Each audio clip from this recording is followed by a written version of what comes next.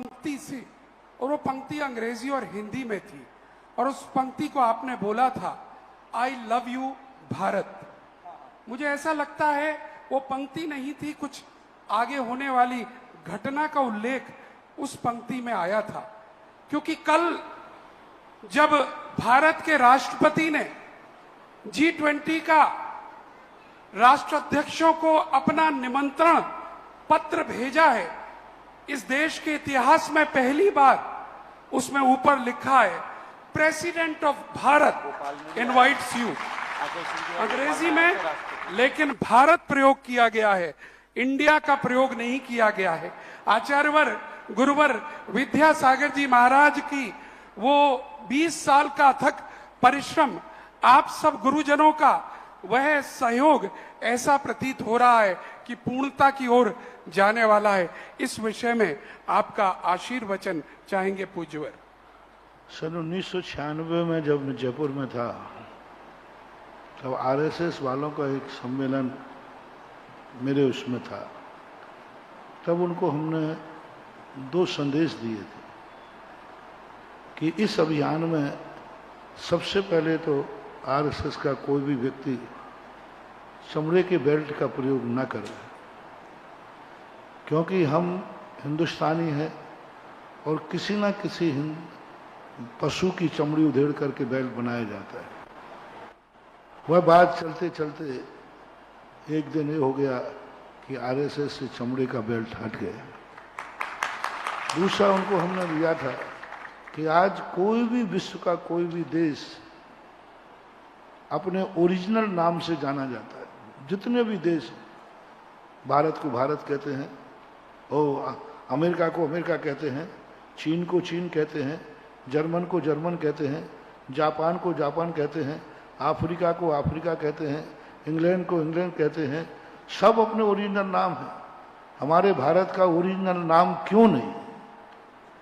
क्या भारत की इंग्लिश नहीं बनती रोमन में? क्यों किया जाता है? भारत को हमारा गुलामों का दिया हुआ नाम क्यों? अंग्रेजों के पहले किसी भी इतिहास में हमारे लिए इंडिया नहीं कहा गया। इंडिया जो है, सारे ये लोग कहते हैं इंडस नदी से, इसका कोई मतलब नहीं। इंडिया शब्द के इर्द गिर्द के सारे जितने भी शब्द हैं सब गुलामियत के प्रतीक हैं। अंग्रेज लोग कहते थे इंडिया, इंडिया ने हमारे गुलाम, तो उसका ये प्रतीक था। उन्होंने ये नाम दिया था इंडिया। ना तो भारत का अर्थ के नाम से इंडिया आता है, जैसे कई शब्द हैं कि भाई इसको इंग्लिश में क्या कहोगे, जैसे चाकू है, अब चाकू कहते हैं तो इंग्लिश में क्या कहते हैं, नाइफ। तो ऐसे ही भारत को इंडिया कहते हैं इंग्लिश में, ऐसा कोश में तो कहीं लिखा नहीं, कोई कोश में कि भारत का पर्यायवाची इंडिया है। फिर क्यों हमारे लिए इंडिया कहा जाता है? क्या हमारा नाम विश्व में हर व्यक्ति का नाम ओरिजिनल है? हमारा नाम जो ओरिजिनल था, जो हमारे पूर्वजों ने दिया था, वो हमने गायब कर दिया, और हम इस नाम से क्यों? पूज्य गुरुदेव ने भी इस अभियान को बहुत जोर से उठाया था। उन्होंने कहा था ये अपना नाम नहीं है, और ये नाम हम आज गुलाम नहीं हैं। तो आज ये देश नरेंद्र मोदी से ये अपेक्षा की जा सकती है कि भारत के कानून बना दिया जाए कि भारत के किसी भी अदालत में, किसी भी कोई सरकारी उसमें इंडिया शब्द ना लिख करके भारत शब्द लिखा जाना चाहिए। जब जागो तभी सवेरा है। अभी से यदि हम शुरू कर देंगे, आगे चलते चलते वो नाम बन जाएगा। और ये बहुत अच्छा, हाँ, वो बात पहली बार ही जिंदगी में निकली थी, आई लव यू भारत। 15 अगस्त के दिन का प्रवचन था। वैसे ही मुझे भारत से बहुत प्यार है, क्योंकि ये हमारे तीर्थंकरों की जन्म स्थली, बिहार स्थली है। इसलिए जैनियों का दूसरा देश है ही नहीं, जैनियों का दूसरा देश है ही नहीं। भारत किनका है? जिनके भगवानों का जन्म भारत में हुआ हो, जिनके भगवानों का विहार भारत में हुआ हो, जिनका निर्माण भगवानों का भारत में हुआ है, ये भारत उनका है, उनका है भारत। हमारे सारे तीर्थंकर यहाँ जन्मे, सारे तीर्थंकरों विहार हुआ, निर्माण हमारे लिए तो कोई दूसरा देश है ही नहीं। हमारे लिए तो अनादिकाल से ये भारत देश है, तो हमारे लिए आई लव यू भारत कहने में कोई संकोच नहीं है, क्योंकि हमारे तीर्थंकरों का विहार स्थल है, तीर्थंकरों की जन्म स्थली है, निर्माण स्थली। और आज जब किसी साधु ने किसी से प्यार किया है, तो साधु जिससे प्यार करेगा उसको कुछ ना कुछ तो पुरस्कार मिलेगा ही मिलेगा। और मिला। आज हजारों साल विश्व का पहला इतिहास, भारत को कभी इतना ऊंचा दर्जा नहीं दिया गया, क्योंकि भारत को सब लोग एक पुअर, सब तरफ से पुअर मानते, सब तरफ से पुअर मानते, सबसे, क्योंकि भारत के सबसे ज्यादा लोग, भारत के लोग अपनी आजीविका के लिए विदेशों में पढ़े।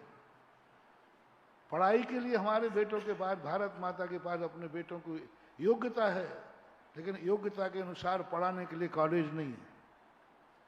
आज अच्छी पढ़ाई करने के लिए भारत वालों को विदेश जाना पड़ता है। कोई अमेरिका का विद्यार्थी भारत पढ़ने नहीं आता, लेकिन भारत के लोग कितने विदेश जाते हैं पढ़ने के लिए। यानी भारत माता के पास अपने बेटों को पढ़ाने के लिए कॉलेज नहीं है, भारत माता के पास अपने बीमार बेटों के लिए मेडिसिन नहीं है। आज कोई बड़ी बीमारी हो जाए तो कहते हैं भाई इसको वहां ले जाओ। कोई अमेरिका का विद्यार्थी मरीज भारत नहीं आया कि भारत ले जाओ। अमेरिका के कोई मरीज यहाँ रेफर्ड नहीं होता, यहाँ का मरीज अमेरिका रेफर्ड होता है। अमेरिका का पढ़ने वाला यहाँ नहीं आता, यहाँ का पढ़ने वाला वहाँ जाता है। ये सारी चीजों को देख करके भारत के प्रति उपेक्षा की जाती थी, लेकिन आज मुझे भी बहुत खुशी है कि भारत आज 20 देशों के बीच में सर्वोच्च रूप में स्थान पा करके और उनको अपने देश में बुला रहा है। और विश्व ने ये निर्णय किया कि G20 है ना, G20 और G20 बहुत बड़ी चीज है। G20 एक शब्द और जुड़ेगा तो G22 यानी गिरनारी वाले बाबा ने मीना। क्या बात है। और G20 का जो अध्यक्ष आज भारत को बनाया गया, ये भारत के लिए बहुत गर्व की बात है। विदेशों की दृष्टि में भारत अब एक उच्च स्थान प्राप्त कर रहा है। और हमारे देश के नेतृत्व ने ये कहा है सन 2047 तक भारत विश्व के हर देश की बराबरी करने के लायक हो जाएगा। बहुत अच्छा संदेश है। आशीर्वाद। I love you Bharat.